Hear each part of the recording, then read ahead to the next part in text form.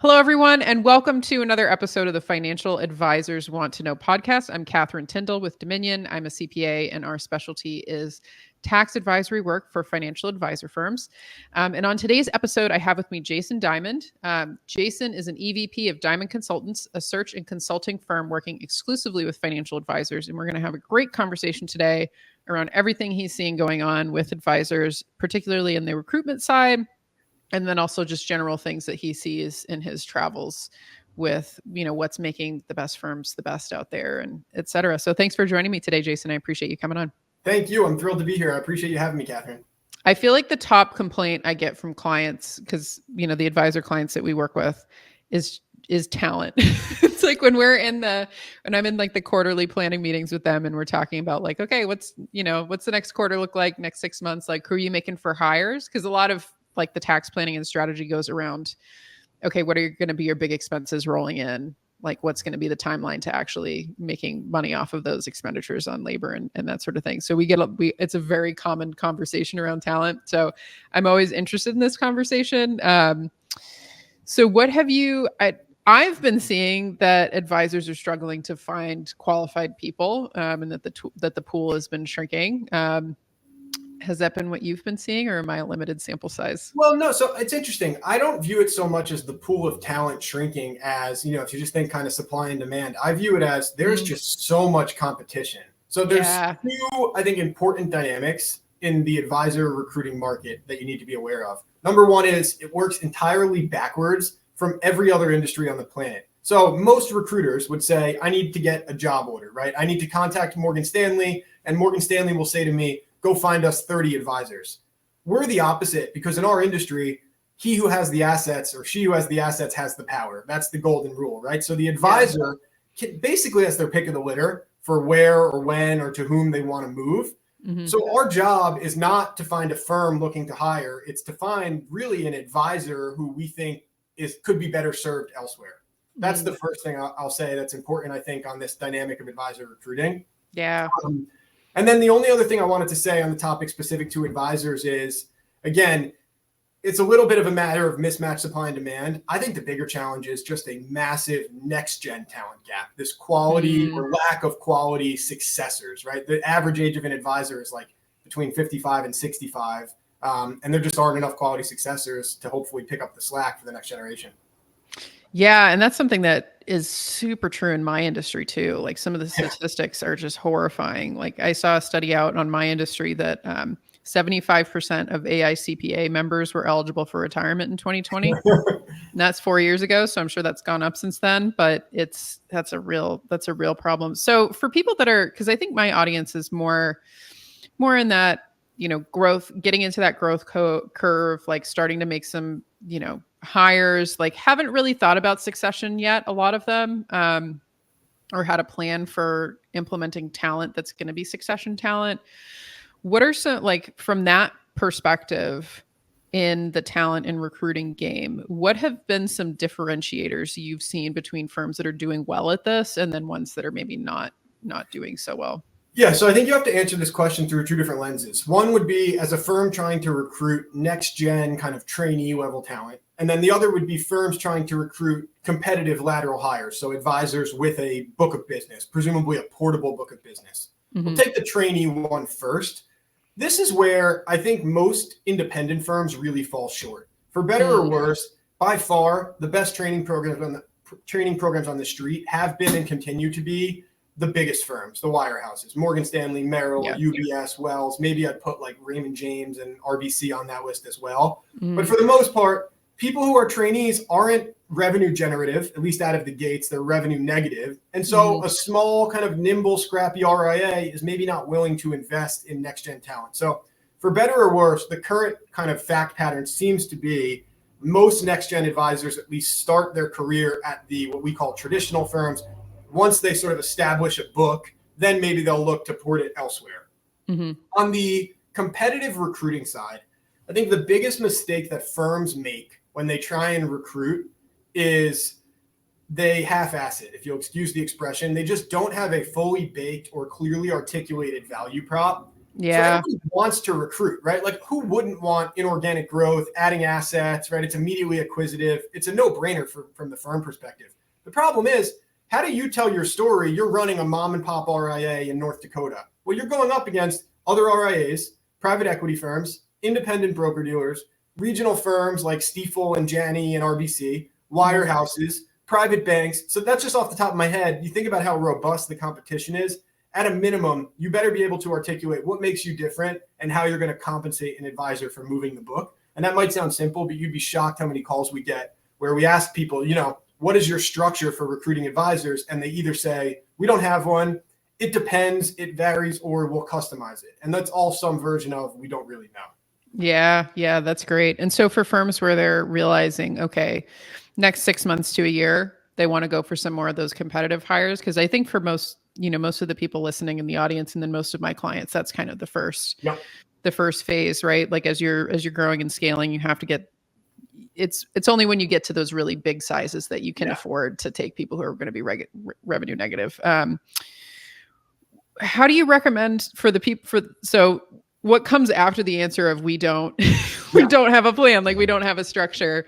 Where do you usually recommend people start with going to implement something like that? Yeah. So I think the first thing is figure out the plan, right? And that's not my job or your job. Like that needs to start at the very top of the house, probably the CEO and the head of business development of the firm to say, what makes us special and what is the economic model we're going to offer to advisors? And honestly, I think this is a lot of why we've seen so many RIAs take private equity money is because you need capital to recruit advisors because so many firms are willing to pay it. But in terms of actual like mechanics, here's what the typical cadence would be. The first step that any firm would employ is trying to source talent in-house themselves. And that's usually personal relationships of the CEO or ex-employees or other advisors. It's the cheapest and easiest way to source talent because you don't have to pay a recruiter, and presumably there's some kind of personal connectivity that's paved the way.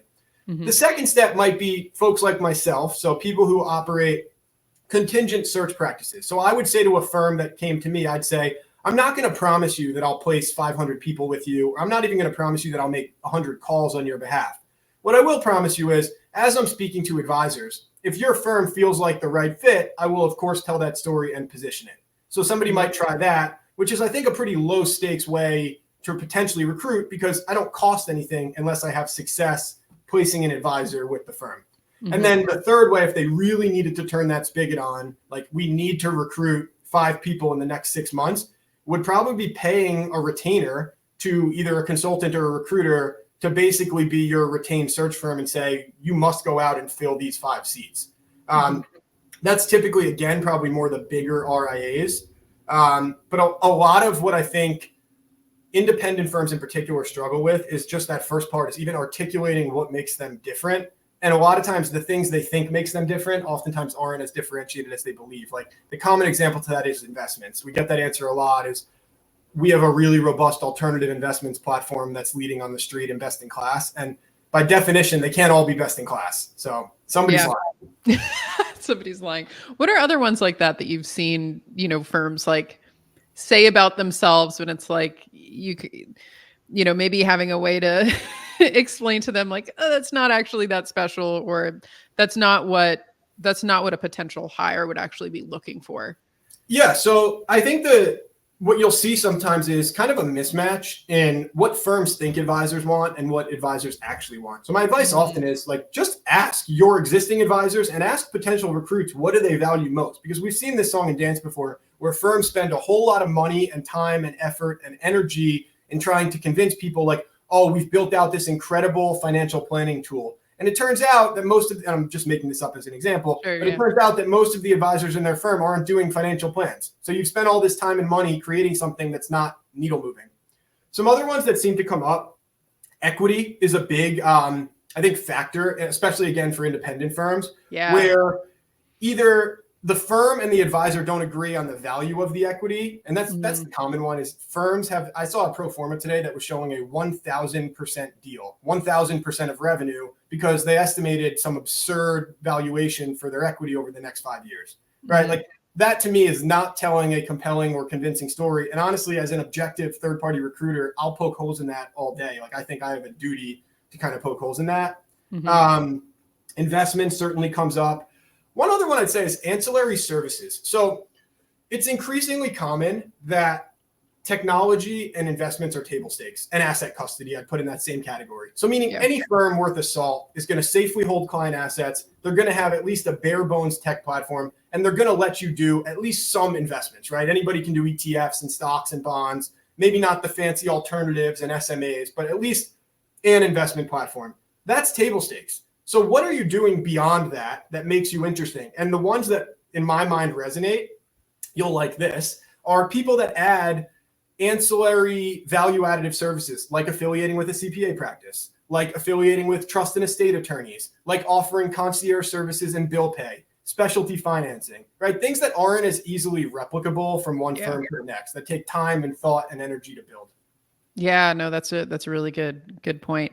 And I guess one of the questions that I always have, because this is something I see in my industry, is in terms of bringing on this higher quality talent, are there certain quality of life things that you've seen a mismatch between the firms and talent, especially like next gen? Like I've noticed peripherally in my industry, like that there's some pretty significant generational differences in workers. And is that something that you've seen on the advisor side too, like some mismatch there between management and people that are next gen?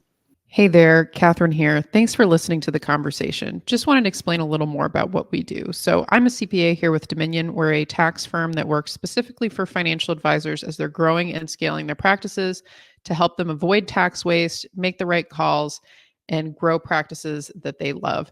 So if you're interested in saving more, you can DM me on LinkedIn with the word guide, and I'll send you over our guide for financial advisors to scale tax efficiently. All my top tips to unlock six-figure savings. Thanks, and keep enjoying the show. Yeah, definitely. And it's not even always management. I mean, we see this even with like father-son or mother-daughter teams where the father says, I was a killer and I was out knocking on doors and making 300 calls a day and my son's on the golf course 4 days a week, right? Like we hear that very commonly. Look, I struggle with this one a little bit because the next gen needs to have a voice in the future direction of the firm. In other words, when you make a decision that's as important to the health of the business as, am I going to move? And if so, where? You need to factor in the opinion of the next, even if you think your next gen is lazy, well, that begs the question, maybe you need a different next gen. But if you believe that they are your successor, even if you believe their quality of work isn't necessarily the same or their work effort isn't exactly the same as yours is, they need to be a part of that conversation because ultimately you need to have their buy-in and you kind of need them too, right? Like, this, I think, is a piece that's overlooked a lot by advisors is your successor might not be perfect, but at the end of the day, in order for you to realize a monetization event, right, you need a successor. Now, you could say, well, I don't have a successor. I'll go out and sell to some RIA or some private equity firm, but that's no picnic and that's no walk in the park to convince your clients of that, right? So the successor is also, I think, in some ways kind of doing a service for the advisor. The other thing that you brought up that this kind of made me think of was the idea that we always ask the question of advisors, like, what do you want to be when you grow up, right? And it sounds a little tongue in cheek, but I think it's the right idea of like, if you want to run a lifestyle practice, whether that's you or your next gen, if you just want to run a lifestyle practice, that's totally fine. But don't then all of a sudden try and affiliate with an RIA that's a bunch of killers working 100 hours a week because you're going to have a cultural mismatch and you're going to be unhappy, right? So just be very honest about kind of what's your North Star, your guiding light. Yeah, no, that's a really good point. And then, once you've got that really dialed in, that's going to, like you were saying, like you have a vision for where you're going. That's what's going to be compelling to the right candidates.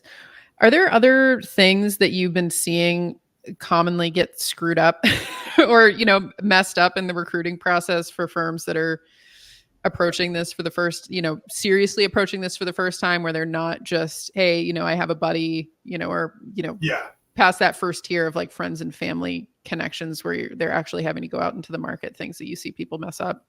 Yeah, the biggest one is definitely lack of forethought on deal structure and value prop. I maintain that is the biggest gap we see. But yeah, there are some other ones. So for example, a lot of firms, I think, get burnt on their first 1 or 2 or 3 recruits, especially non-traditional recruits, because there's a little bit of a learning curve, I think, with how to price a financial advisor's book of business. So I'll tell you what I mean by this. If you're a corner office Merrill advisor, a wirehouse advisor managing $3 million in revenue, that book is probably pretty darn portable. I don't think there's too much to worry about. I think most people would agree that's kind of the gold standard in advisor recruiting.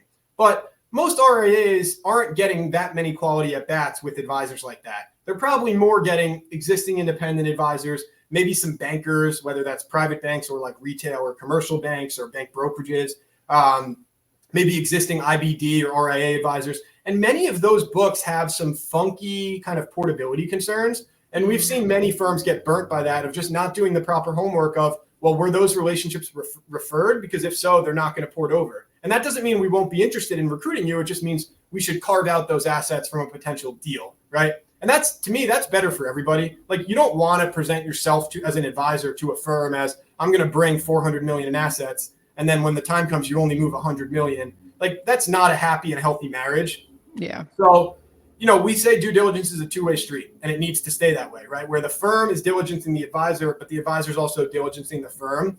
I think that first part, some firms forget that you get excited because you don't get that many at bats and you really want to close business, and an advisor tells you they have 300 million in assets. You still got to do your homework. You got to check the book, check the clients, be thorough. I mean, these are big checks we're talking about changing hands, right? Recruiting is quite expensive.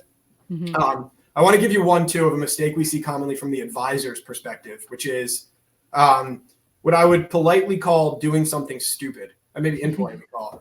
And what I mean by that is typically what trips up advisors, and it's all the stuff you read about in Advisor Hub, is they just do something that they were explicitly told by an attorney, presumably not to do. So taking client information would be the classic example of this, right? Yeah. There's all these horror stories of people leaving their firm, carrying out reams of paper, or sending themselves to their Gmail 800 pages on the day they resign. Like, things like that are going to get you in trouble. And the best advice I can say there is hire expert counsel, whether that's an attorney and or a recruiter, a CPA, and really heed their advice and be ultra paranoid in this process, because moving a book is not without risk.